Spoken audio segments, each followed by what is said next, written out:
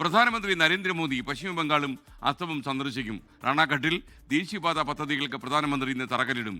കൊൽക്കത്തയെയും സിലിഗുരിയെയും ബന്ധിപ്പിക്കുന്ന 2 ദേശീയപാത പദ്ധതികൾ പ്രധാനമന്ത്രി ഇന്ന് ഉദ്ഘാടനം ചെയ്യും. ബൽറാം നെടുങ്ങാടി വിവരങ്ങൾ നൽകാൻ ഡൽഹിയിൽ നിന്ന്. ബൽറാം, ഡൽഹിയിലെ അവസ്ഥ എന്താണ് ബൽറാം? കാര്യം ഇവിടെ മൂന്നാറിലും ദേവികുളത്തും പരിസരത്തും ഒക്കെ നല്ല തണുപ്പ് അനുഭവപ്പെടുന്നുണ്ട്. അതിൻ്റെ വിവരങ്ങൾ നൽകാൻ രാഹുൽ വിജയൻ തണുപ്പിൽ നിന്ന് എഴുന്നേറ്റ് വരുന്നുണ്ട്. അപ്പോൾ ഡൽഹിയിലെ അവസ്ഥ എങ്ങനെയാണ്? നിങ്ങൾക്കൊക്കെ രാവിലെ ഇറങ്ങി വരാനുള്ള ബുദ്ധിമുട്ട് എനിക്ക് മനസ്സിലാകും. പറയൂ. Good morning.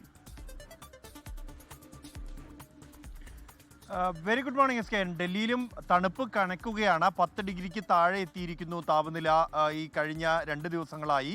അതേസമയം ഈ മൂടൽമഞ്ഞാണ് വലിയ പ്രശ്നമായി മാറിയിരിക്കുന്നത്. മൂടൽമഞ്ഞ് ഇപ്പോൾ മറ്റ് സംസ്ഥാനങ്ങളിലേക്ക്, കിഴക്കൻ സംസ്ഥാനങ്ങളിലേക്ക് കൂടി വ്യാപിച്ചിരിക്കുകയാണ്. ഇന്ന് 10 സംസ്ഥാനങ്ങളിൽ ശക്തമായ മൂടൽമഞ്ഞുണ്ട്. വ്യോമ, റെയിൽ, റോഡ് ഗതാഗതത്തെ പോലും ഈ മൂടൽമഞ്ഞ് ബാധിക്കുന്ന ഒരു സാഹചര്യവും നിലനിൽക്കുന്നുണ്ട് എസ് കെ.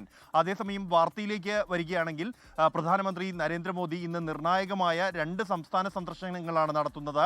അദ്ദേഹം അസം, പശ്ചിമ ബംഗാൾ എന്നീ സംസ്ഥാനങ്ങൾ സന്ദർശിക്കുന്നുണ്ട്. നദിയിലെ റാണാഘട്ടിൽ അദ്ദേഹം 2 ദേശീയപാതാ പദ്ധതികൾ അവിടെ വെച്ച് അദ്ദേഹം ഉദ്ഘാടനം ചെയ്യും. ഈ പദ്ധതികൾ ഏറെ നിർണായകമായ പദ്ധതികളാണ്. 2 സംസ്ഥാനങ്ങളെ, അസമിനെയും അല്ലെങ്കിൽ അസമിലെ പശ്ചിമ ബംഗാളിനെയും തമ്മിൽ ബന്ധിപ്പിക്കുന്ന ആ അതിർത്തിയോട് ചേർന്ന ദേശീയപാതാ പദ്ധതികളാണ് പ്രധാനമന്ത്രി ഉദ്ഘാടനം ചെയ്യുന്നത്. 3200 കോടി രൂപയുടെ പദ്ധതിയാണ് ഈ പ്രധാനമന്ത്രി ഇന്ന് ഉദ്ഘാടനം ചെയ്യാൻ പോകുന്നത്. ഒപ്പം തന്നെ ഈ അസമിൽ 2 ദിവസത്തെ നാളെയും അദ്ദേഹം തുടരുന്നുണ്ട്. നിർണായകമായ പല പരിപാടികളിലും അദ്ദേഹം പങ്കെടുക്കുന്നുണ്ട് ഈ അസമിൽ. ഒപ്പം തന്നെ അസമിലെ വിമാനത്താവളത്തിൻ്റെ പുതിയ ടെർമിനൽ അദ്ദേഹം ഉദ്ഘാടനം ചെയ്യുന്നുണ്ട്. ഒട്ടേറെ പരിപാടികൾ ഈ 2 സംസ്ഥാനങ്ങളിലായി പ്രധാനമന്ത്രി പങ്കെടുക്കുന്നുണ്ട്. അതിൽ ഏറ്റവും നിർണായകം എന്നുള്ളത് മാസങ്ങൾക്കകം തിരഞ്ഞെടുപ്പ് വരാൻ പോകുന്ന 2 സംസ്ഥാനങ്ങളാണ് അസമും പശ്ചിമ ബംഗാളും.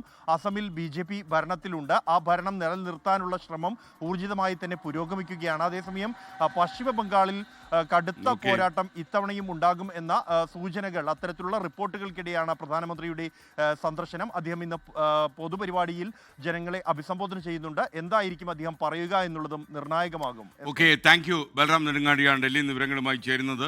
ലോകത്തെവിടെയായാലും ഏത് സമയത്തും 24 വാർത്തകളും ഓഗ്മെന്റഡ് റിയാലിറ്റി പാക്കേജുകളും എക്സ്പ്ലെയിനറുകളും വിശദമായി കാണാൻ ഞങ്ങളുടെ യൂട്യൂബ് ചാനൽ നിങ്ങൾക്ക് സബ്സ്ക്രൈബ് ചെയ്യാം.